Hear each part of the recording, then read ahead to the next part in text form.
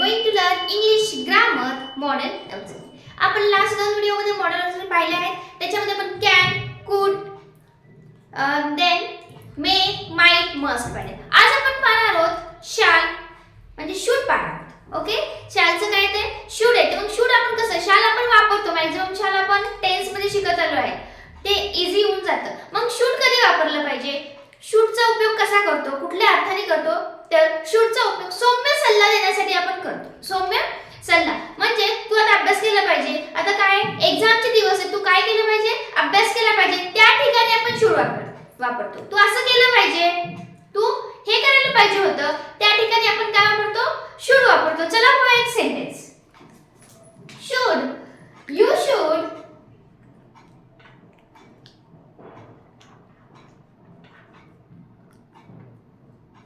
You should study hard.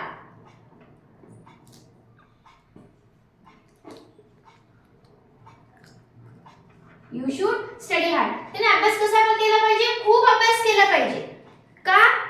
कारण जर चांगला अभ्यास केला तर रिझल्ट चांगला येईल. You should study hard, then we get more mark. त्याला पुढे वाढवलं तर काय होऊ शकतं? Then you get more mark. अशा पद्धतीने आपण काय करू शकतो, शुड वापरू शकतो. You should study hard. तू कसं केलं पाहिजे अभ्यास, हार्ड, खूप अभ्यास केला पाहिजे. मग काय होईल, then you get more marks. तेव्हा तुला काय होतील, चांगले मार्क पडतील. अशा पद्धतीने आपण काय वापरतो, शुड म्हणजे काय, शुड कधी वापरतो, सौम्य सल्ला देण्यासाठी. का आपण जबरदस्ती करत नाही, फक्त एक सांगायचं आपल्याला त्याला, त्यावेळेस आपण शुड वापरतो. मग काही प्रसंगी काय करतात, ह्या शुडच्या ऐवजी हॅड बेटर सुद्धा वापरतात. काही काही प्रसंगाला हे सौम्य सल्ल्याने असं वापरतो. मग काही प्रसंग असतात त्यावेळेस काय करतात, हे शुडच्या ऐवजी शुड वापरत नाही, त्याऐवजी हॅड बेटर वापरतात. चला एक सेंटेन्स पाहूया. यू शुड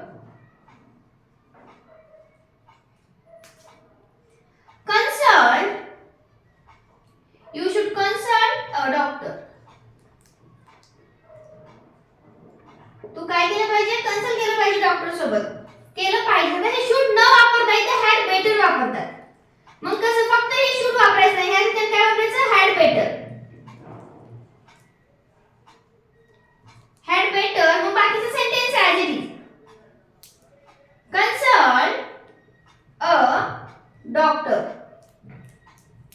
ओके, म्हणजे तू काय केलं चांगलं आहे, तू डॉक्टरकडे जाऊन कन्सल्ट केलेलं चांगलं पडेल.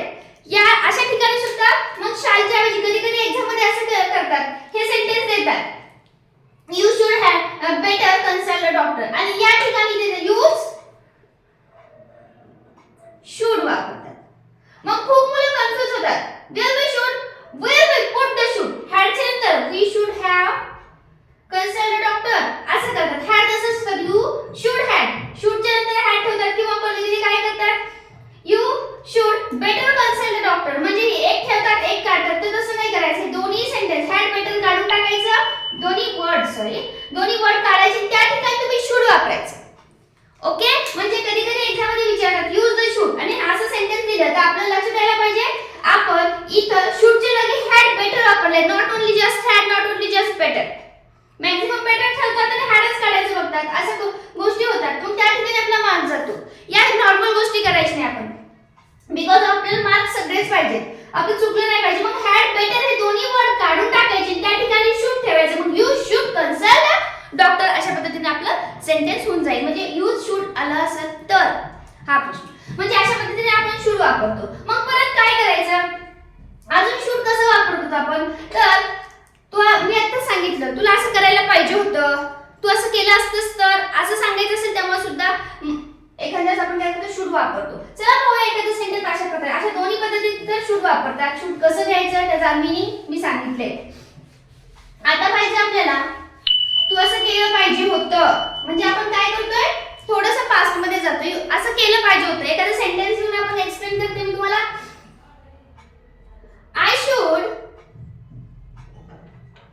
I should have brought an umbrella.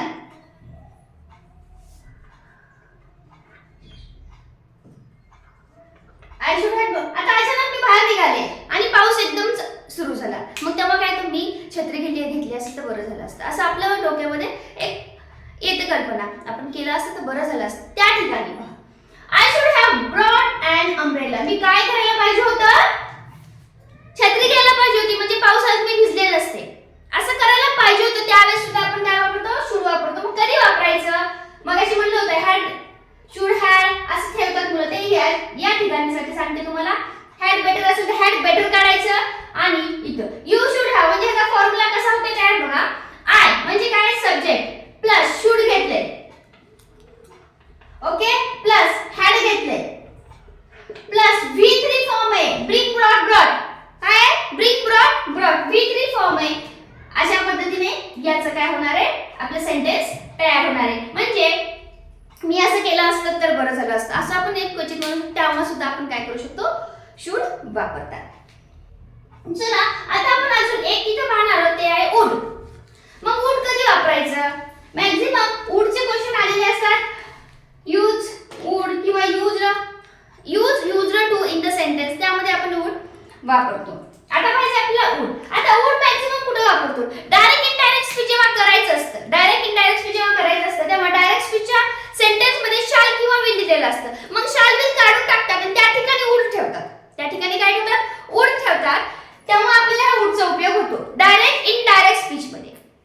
Direct indirect speech मध्ये याचा उपयोग होतो. एक सेंटेन्स तुम्हाला चेंज करून दाखवते वाटल्यास.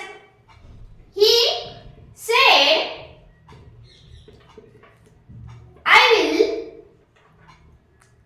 not help you. I will not help you. He said, ती म्हणाली काय? I will not help you. मी तुला मदत करू शकत नाही. आता ह्याला आपल्याला हा डायरेक्ट स्पीच मध्ये सेंटेन्स ह्याला इनडायरेक्ट करायचं तर कसं करायचं? He said ला सेड ठेवा. मी याचा व्हिडिओ बनवणार आहे. तुम्हाला जर व्हिडिओ पाहिजे असेल डायरेक्ट इनडायरेक्ट स्पीच नक्की सांगा. तरी मी त्याच्यावर बनवणार आहे. बिकॉज डायरेक्ट इनडायरेक्ट खूप जणांना खूप अवघड वाटतं. ह्याला किती शॉर्ट आणि एक ट्रिकी करून तुम्हाला सांगते. तुम्ही जर एकदा तो चार्ट पाहिला की तुम्हाला समजून जाईल की याचं इनडायरेक्ट स्पीच कसं होतं आणि ह्याचं किती सोपं आहे असं तुम्हाला वाटत जाईल. चला सेडला सेड ठेवलं. हे कॉमी काढून टाकले. तिथे ठेवलं विथ दॅट. ओके, काय म्हणला? He said that. तो काय म्हणाला की ही करता ही येऊन घेतलं मी, विल काढून टाकणार, त्या ठिकाणी वुड ठेवणार. He would not help me किंवा हिम येणार. दोन्ही घेतले तरी चालतं. आय नुसार मी घेतला, यू नुसार किंवा हिम घेतले तरी चालतं. तो त्याला मदत करणार नाही किंवा असं म्हणाला. हिम घेतलं तरी चालतं.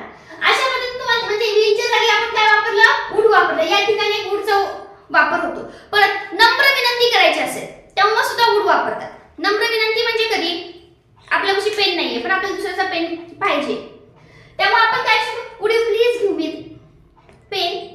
Would you please give me a pen. Just a minute, just फक्त एका मिनिटासाठी मला तुमचा पेन द्याल का? अशी विनंती जेव्हा आपल्याला करायची असेल तेव्हा आपण वुड वापरतो. परत एखादी अशक्य गोष्ट आहे, अशक्य इच्छा आहे, सपोज ती आपली इच्छा आहे, म्हणजे मला पंख असले असते तर असं आपण म्हणू शकतो. त्या ठिकाणी सुद्धा वुड वापरतात. म्हणजे सेंटेन्स कसं होतं बघा. Would that I were a bird. Would that कसं सेंटेन्स होणार आहे? वुड सेंटेन्स सुरू होणार वुड पासून. That I wear a bird. ही कशी इच्छा आहे? ही इच्छा अशक्य आहे. इच्छा आहे माझी पण ती शक्य होणार आहे का? No, this is not possible things. त्यावेळेस सुद्धा आपण वुड वापरतो. ओके, मग काही काही वेळा काय करतात? एक्झाम्पल देते मी तुम्हाला की आता क्वेश्चन कसं आहे. मी मगाशी सांगितलं शूडचा कसा आला होता तसा वुडचा कसा येतो. काय करतात? एखादं सेंटेन्स देतात. मी ते सेंटेन्स देते. ही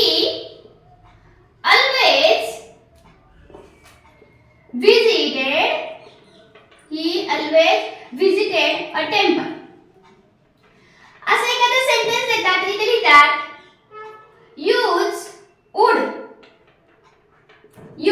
would. मग कुठं वापरायचं would? कुठं वापरायचं would? आता ही काय झालेली आहे? पुनरावृत्ती. ही always काय सांगतोय? परत पुनरावृत्ती होते. परत एखादी घटना घडते हे सांगते. मग always या काढून टाकायचं. always त्या ठिकाणी would ठेवायचं. म्हणजे सेंटेन्स काय होणार आहे?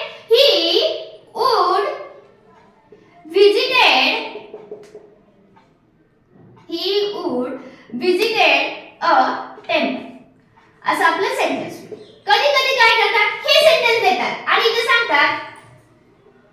यूज युज्ड टू असं पण देतात. कॉम्पिटिटिव्ह एक्झाम पर्यंत असं आहेत क्वेश्चन अशा प्रकारचे, स्कूल लेवल पासून तिथपर्यंत. म्हणून प्लीज नोट डाऊन करत चला किंवा स्क्रीनशॉट घेत चला, किंवा मी खूप काही सांगते ते नोट डाऊन जर केलं तर तुम्हाला खूप त्याचा फायदा होईल. मग इथे काय करायचं, मग या ठिकाणी काढून टाकायचं वूड आणि त्या ठिकाणी युज्ड टू ठेवायचं. काय होणार आहे मग सेंटेन्स? ही used to visited a temple. Okay, वेळ जास्त लागू नये, मी फास्ट घेतलंय. काहीही प्रॉब्लेम असेल कमेंट मध्ये नक्की सांगा. म्हणजे कसे प्रकारचे क्वेश्चन विचारतात आणि कसा कन्सेप्ट क्लिअर करायचा, I will explain all this thing. Okay, तरी पण काही डाऊट असेल तर नक्की मला विचारत चला. म्हणजे काय केलं इथे यूज वूड दिलं तर काय करायचं, ऑलवेज काढून टाकायचं, त्या ठिकाणी वूड ठेवायचं. का वूड कधी वापरतात, एखाद्या गोष्टीची पुनरावृत्ती झाली असेल त्या ठिकाणी वूड वापरतात. किंवा हे देतात आणि काय सांगतात यूज युज्ड टू, मग त्या ठिकाणी काय वूड काढून टाकायचं आणि युज्ड टू ठेवायचं. बाकीचे sentence as it is. Okay, in this way we learned should and would. If you have any problem, please comment me